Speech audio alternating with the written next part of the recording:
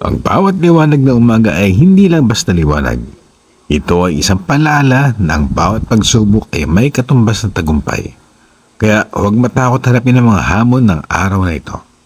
Ano man ang iyong bitbit na pangarap o pinapasa na challenges, tandaan, ang pinakamalakas na puno ay nagsisimula sa isang maliit na binhi. Kaya hakbang lang na hakbang, dibayin ang loob, at malay mo, baka ikaw ang magiging inspirasyon ng iba sa araw na ito. At bago matapos ang araw, huwag mong kalilimutan, ang iyong mga ngiti sa umaga ay maaaring maging liwanag ng isang taong nasa dilim.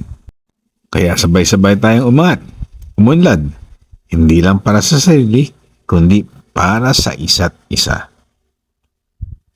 Magandang umaga.